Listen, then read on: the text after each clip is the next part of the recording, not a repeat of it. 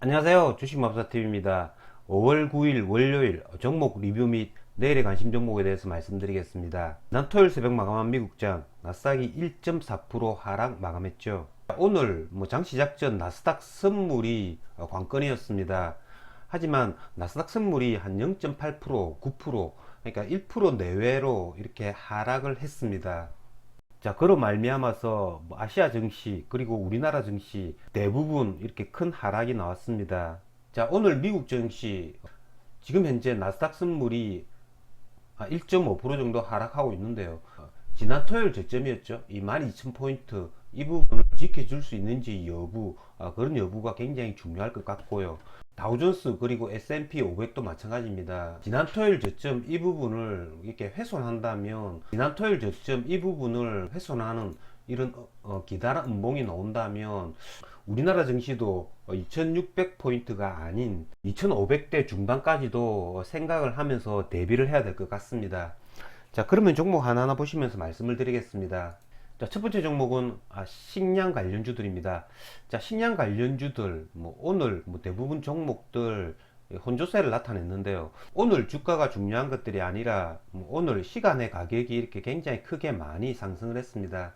제가 지난 토요일 영상에서 말씀을 드렸다시피 고려산업 같은 경우에도 오늘 종가는 한 8.56% 이렇게 상승을 나타내는 양봉을 나타냈고요. 지금 현재 시간의 가격에서는 대주산업이 이렇게 상한가를 가고 있습니다. 상한가 잔량만 해도 한 500만 주 정도 쌓았는데요. 이 대주산업이 내일 양봉을 만들지 아니면 시가 갭 상승 띄운 채로 다시 음봉을 만들지 그건 알 수는 없습니다만은, 이런 대주산업 그리고 팜스토리 대한제당 이런 애들이 내일은 상대적으로 고려산업이나 한탑 이런 애들보다 더 크게 이렇게 상승을 보일 것 같습니다. 하지만 얘네들이 또 투자 경고 종목 해제되고 나서 또 다시 한 번 더 1등으로 나설 가능성도 있기 때문에 이 사료주들은 계속 관찰을 해야 될 주식이 아닌가라는 생각이 듭니다. 자, 다음 원전 관련주입니다. 자, 원전 관련주들 오늘 우진이만 크게 움직였습니다. 우진이 같은 경우에는 시초가가 플러스 0.38% 살짝 이렇게 상승해서 시작을 했다가 장중한 때 24%까지 이렇게 상승을 해 주었다가 종가는 14% 이렇게 상승한 채로 마감을 했습니다. 자, 우진이 같은 경우에 이걸 거래하기란 굉장히 까다로웠습니다. 하지만 얘네가 저도 아침에 시작하자마자 살짝 들어가서 한 3, 4% 폭을 먹고 나오긴 했습니다. 그건 지난 금요일 날 시간의 가격이 마이너스였죠. 하지만 지난 토요일 나스닥이 하락을 했음에도 불구하고 시초가가 플러스였다는 겁니다. 그래서 큰 물량은 아니지만 시초가에서 일부 물량 매수를 해가지고 한 3, 4% 폭을 먹긴 했습니다. 하지만 그 다음부터는 거래를 할 수는 없었고요. 어쨌든 우진이 같은 경우에는 지금 현재 신고가이기 때문에 내일 하락 조정 받는다면 14,000원 이런 자리에서는 충분히 단타는 가능하지 않을까라는 생각이 들고요. 한신기계 이런 애들은 이렇게 하락을 하니까 급락이 나옵니다. 어쨌든 한신기계 같은 경우에도 내일 이런 12,000원대 이하 11,500원대 이런 자리에서는 충분히 저점 매매는 가능하지 않을까라는 그런 생각이 듭니다. 자, 다음은 로봇 관련주인데요. 휴림 로봇입니다. 휴림 로봇 같은 경우에도 오늘 장이 하락을 함에 따라서 얘네도 이렇게 하락을 했습니다. 휴림 로봇 같은 경우에도 이때 동안 상승을 할 때 거래량 거래 대금을 터뜨리면서 이렇게 상승을 해 주었기 때문에 첫 번째 10일 이동 평균선을 타치하는 이런 자리에서는 내일 단기 단타는 충분히 가능하지 않을까라는 생각이 듭니다. 조금 전에 말씀드렸던 식량 그리고 원전 로봇 이런 관련주들은 실제로 이런 종합주가 지수와는 그다지 큰 상관성이 없습니다. 하지만 이런 PCB 관련주들이나 2차전지 소재주들 이런 애들은 종합주가지수와 연관성이 굉장히 많으면서 이렇게 주가가 흘러갑니다. 자, 오늘 PCB 관련주들 이때 동안 굉장히 세었다가 오늘 크게 이렇게 하락을 했습니다. 특히 대덕전자와 해성DS가 하락폭이 컸는데요. 대덕전자 같은 경우에 7.5%, 해성DS 같은 경우에는 한 6.9% 이렇게 하락이 나왔습니다. 자, 대덕전자 이런 애들 27,500원 이런 자리 지켜줄 수 있는지 여부 중요하겠고요.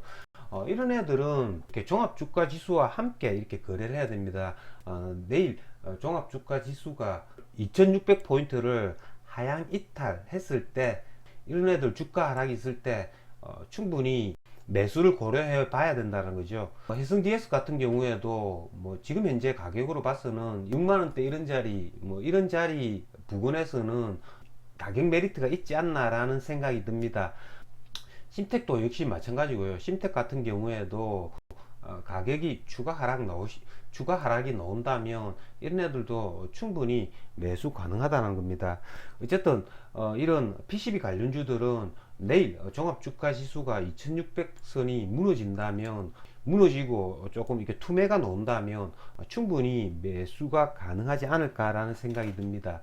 자, 그 다음에 2차전지 소재주들인데요. 2차전지 소재주들 역시 마찬가지입니다. 뭐 LNF, 그리고 에코프로 BM, 뭐 코스모 신소재, 뭐 이런 애들, 뭐 PCB 관련주들보다는 오늘 뭐 하락폭이 작았습니다만은 어쨌든 이런 애들도 내일 추가 하락이 나온다면 지수가 돌 때 지수 저점에서 충분히 매수가 가능하다는 거죠. 자, 그러면 종합주가 지수 같은 경우에는 오늘 종가가 2610포인트였으니까요.